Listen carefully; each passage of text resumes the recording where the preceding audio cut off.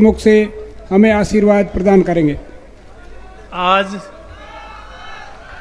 आज के समारोह के मुख्य अतिथि हमारे लोकप्रिय नेता परमादरणीय सचिन पायलट जी,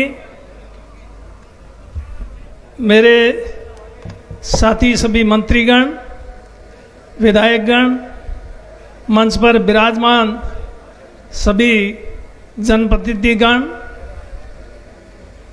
सभी अतिथिगण, पत्रकार बंधु,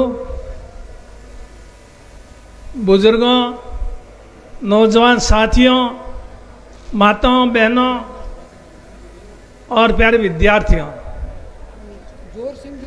आज इस समारोह में पायलट साहब और प्रदेश से और बाड़मेर जिले के गांव-गांव, ढाणी-ढाणी से आप सब लोग यहाँ पधारे, इस समारोह की शोभा बढ़ाई, हमारा मनोबल बढ़ाया। उसके लिए मैं आप सभी का हृदय से बहुत बहुत आभार प्रकट करता हूँ। पायलट साहब ने ठीक कहा, मेरी ताकत आप लोग हैं। आप लोगों की वजह से ही मैं आज इस स्थिति में खड़ा हूँ, नहीं तो मैं कभी का टूट जाता। तो इसलिए आप लोगों ने मुझे हमेशा प्यार, स्नेह, सहयोग, आशीर्वाद दिया, उसको मैं कभी भूल नहीं सकता। आप लोगों का एहसान आप लोगों के लिए मेरी चमड़ी के जूते बनाऊं तो भी उतर नहीं सकता। पायलट साहब ने जैसा कहा, मैं जिसके साथ रहता हूं या जिसको जो बात कहता हूं उस पर हमेशा कायम रहता हूं।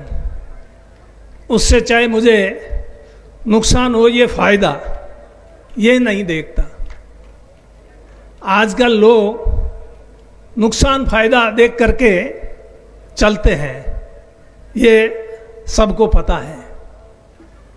आज अभी इस बार ही नहीं, पूर्व में भी 1980 में जब मैं विधायक बना था, तो उस समय राजनीति में लाने वाले मेरे को परशुराम जी मदेरणा थे उस टाइम।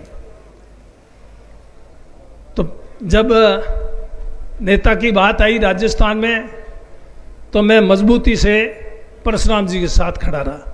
परशुराम जी राजस्थान के नेता नहीं बन सके, लेकिन मैंने उनका कभी साथ नहीं छोड़ा।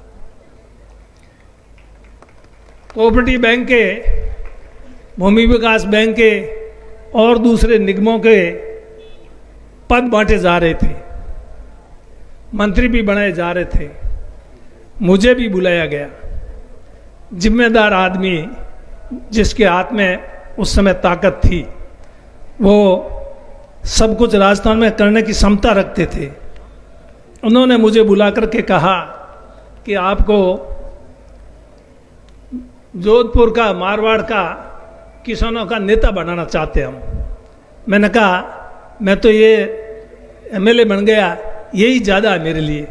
इससे ज़्यादा आप मेरे को क्या बनाओगे? मेरे को इससे ज़्यादा कुछ बनना नहीं। मुझे पता था कि ये मुझे कोई झुंझुना पकड़ा करके और जिनका एहसान है उससे मुझे अलग करेंगे। मैं उनकी बात समझ गया था, मैंने उनको स्पष्ट मना कर दिया था। शिवचरण जी माथुर मुख्यमंत्री थे, उनको हटाने की बात चली थी। उस समय मैं एमएलए था। शिवचरण जी ने मेरे को चैम्बर में बुला करके कहा, अपनी चैम्बर में, कि हेमाराम जी आप मेरे से नाराज़ हो क्या? मैं तो आपसे कतई नाराज़ हूँ। किसने कहा आपको नाराज़ कर? तो कहा, आप नाराज़ नहीं हो तो फिर आप मेरे साथ रहो, कुछ लोग मेरे को हटाना चाहते हैं। तो मैंने कहा, मैं तो आपको हटाने में नहीं हूँ, लेकिन एक बात है, परशुराम जी किसके साथ है? आपके साथ है तो हेमाराम झक मार करके आपके साथ रहेगा, और आपके साथ नहीं है तो हेमाराम कुछ नहीं कर पाएगा। ऐसी बात मैंने उनको कही। और शिवचरण जी का भी मैं धन्यवाद करता हूँ। आज वो नहीं है इस दुनिया में, लेकिन बाद में उन्होंने कहा, भाई सही है बात कहने वाला, तो ऐसा आदमी मैंने नहीं देखा मेरे जीवन में। और जब मैं नेता प्रतिपक्ष बना उस समय शिवचरण जी माथुर और प्रद्युम्न सिंह जी आज भी बैठे हैं, शिवचरण जी चले गए, दोनों मेरे घर आए कि हम बहुत खुश हैं आज आप नेता प्रतिपक्ष बने हो, बस हम इससे ज़्यादा कभी खुश हो ही नहीं सकते। ये मेरे घर आए थे, नेता प्रतिपक्ष की भी जिम्मेदारी मेरे को दी थी।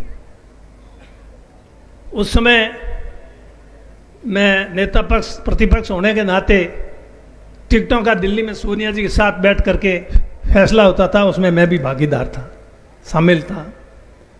हरीश जी को पता है, ये मेरे साथ 24 घंटे साथ रहते थे और तबीयत खराब हो जाती थी तो ये कहीं ले जा करके थोड़ी दवाई भी देते, थोड़ी रेस्ट भी करवाते। तो उस समय भी मेरा मन बाईतू से चुनाव लड़ने का था, लेकिन मैंने मना किया। और सभी जो स्क्रीनिंग कमेटी थी वो पूरी की पूरी चाहती थी कि मैं बाईतू से चुनाव लड़ूं, लेकिन मैंने कहा मैं बाईतू से चुनाव नहीं लड़ूंगा। बाईतू का टिकट मेरे को और किसी को देना पड़ेगा। किसको देना पड़ेगा? कर्नल सोनाराम जी को देना पड़ेगा। क्यों देना पड़ेगा? इसलिए देना पड़ेगा कि कर्नल सोनाराम जी को टिकट नहीं दिया नहीं तो हमारा सबका होका भर देंगे।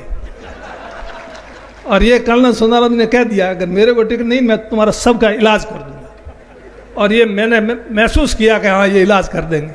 तो अगर ये इलाज कर देंगे तो हमारा तो काम हो गया, हमारी तो सरकार बनेगी नहीं। फिर मैं एक बाईतू से जीत के आ जाऊंगा तो आ जाऊंगा, वो तो बात अलग थी। वो मेरे को तो नहीं हरा पाते मोहल्ले, लेकिन पूरे जिले का नाश कर देते तो सरकार हमारी कहाँ से बनती? उस समय ही सरकार नहीं बनती। तो कहने का मतलब अभी जैसे पायलट साहब कह रहे थे, अपन जिसके साथ रहे साथ रहे। शीशराम जी ओला ने मेरे को नेता प्रतिपक्ष बनाया। सोनिया जी को शीशराम जी ने कहा कि इस हेमाराम को नेता प्रतिपक्ष बना दो। शीशराम जी के अलावा एक भी व्यक्ति नहीं था जिसने सोनिया जी को कहा हो कि हेमाराम को नेता प्रतिपक्ष बनाओ। और कोई था तो आ जाए मेरे को बता दें। और शीशराम जी कहने से नेता प्रतिपक्ष बनाया, मेरे को बनाया। तो मैं जब तक शीशराम जी रहे उनके साथ कंधे से कंधा मिला करके साथ में खड़ा रहा। और ब्रजेंद्र जी के भी साथ में हूँ, परशुराम जी के परिवार के भी आज भी साथ हूँ। मैं उनका कभी एहसान भूल नहीं सकता, आप लोगों का, जनता का भी कभी एहसान भूल नहीं सकता, और पायलट साहब का भी कभी एहसान भूल नहीं सकता। तो इसलिए पायलट साहब आपने हिम्मत बंधाई, जनता ने भी हिम्मत बंधाई, तब जाके चुनाव लड़ पाया। तो ये इतनी बड़ी ताकत आप लोगों ने दी है मेरे को, इससे ज़्यादा आप मेरे को क्या दे सकते? सब कुछ दे दिया, बाकी क्या बचा? तो मैं आपका बहुत ऋणी हूँ। मैं इसलिए बोलना नहीं चाहता था, तो बोलना इसलिए मैं उस हिसाब से ही बोला ताकि मैं कुछ बोल पाऊँ। अगर मैं शुरू से ही कुछ ऐसा ही बोलता, वीरेंद्र का नाम लेता, मैं बोल नहीं पाता। इसलिए वो नाम नहीं लेकर के आप लोगों ने कह दिया। तो आप सब इतनी तादाद में पधारे, हमारा मान सम्मान बढ़ाया। ये राजस्थान से कहाँ से विभूति आई, इससे ज़्यादा और मेरे लिए क्या बात होगी। और आप बाड़मेर जिले के कितने लोग यहाँ आए हो, और पायलट साहब को भी सुनने के लिए, खाली मेरे हिसाब से नहीं आए हो।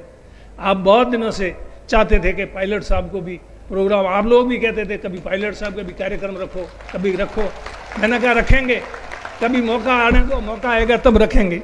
अब संयोग से ये मौका आ गया और इनका कार्यक्रम रख दिया, तो यहाँ आप लोग पधारे, इनका भी मान सम्मान बढ़ा, हमारा भी मान सम्मान बढ़ा।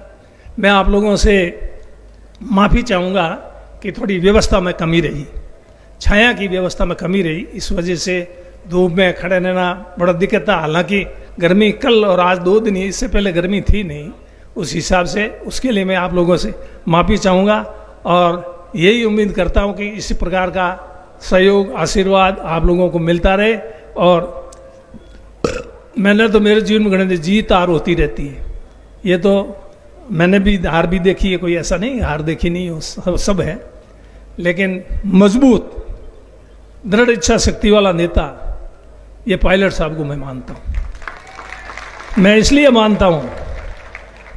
मानता हूँ कि हमारे राज में पहले हमारी पार्टी के शासन में पंचायतों के पुनर्गठन का काम चला 2 बार। दोनों बार टाई टाई फिश हो गया। इस बार भी टाई टाई फिश नहीं हो जाए और पंचायतें बने या न बने। मैंने पायलट साहब के फ़ोन से बात की यहाँ मेरे घर से। मैंने कहा पायलट साहब आपके पंचायतें बनाने की मंशा है या ये अधिसूचना जारी है क्या मामला? तो कि बनाएंगे ऐसे क्या? तो मैंने कहा आप 4000 की जनसंख्या पे बनाने के आपने नोटिफिकेशन जारी किया, कैसे बनेगी? एक भी नहीं बनेगी। तो कि क्या करना चाहिए? मैंने कहा 2000 पे बनाओ तो बनेगी। तो कहा आप चिट्ठी लेके भेजो। मैंने उसी में चिट्ठी लेकर के व्हाट्सअप की, इन्होंने दूसरे दिन ही 2500 पे कर दिया। मैंने कहा इससे भी काम नहीं बनेगा हमारे, और आपको कम करना पड़ेगा। तब इन्होंने कहा 10% कुछ कर दें, 2000 तक की कर देंगे, कलेक्टर को कह देंगे शिथिलता प्रदान करके दे दे, बना देंगे, रिलैक्सेशन दे देंगे। फिर बाद में यहाँ से प्रस्ताव चले गए सरकार को। हमने कहा साहब इससे ही काम बना, आधा बना, पूरा काम नहीं हुआ है। तो कि पूरा कैसे होगा?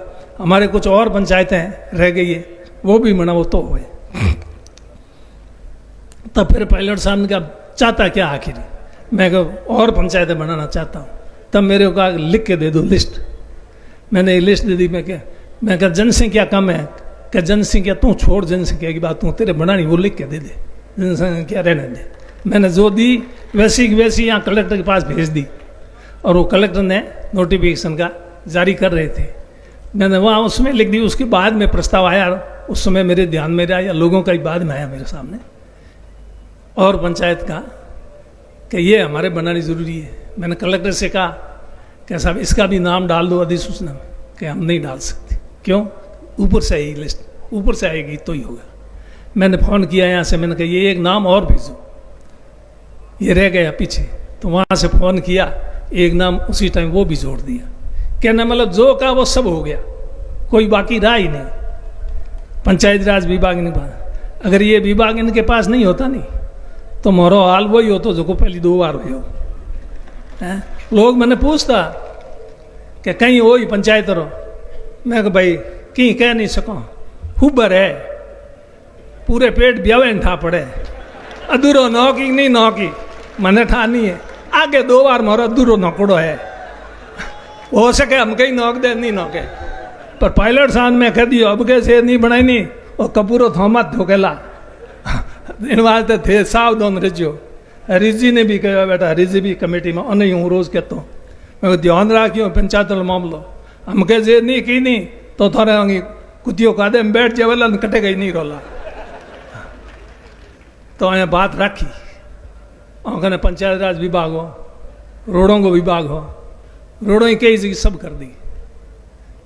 अब बात पायलट साहब की PWD की डिमांड ही, मैं बोलियो मैं कहो एक VRS होया करे। मैं पायलट साहब के मैं एक VRP भी है, VRS में voluntary retirement from service, VRP को मतलब वॉलंटरी रिटायरमेंट फ्रॉम पॉलिटिक्स। इसलिए मैंने कहा VRP के लिए मैं आवेदन कर रहा हूँ।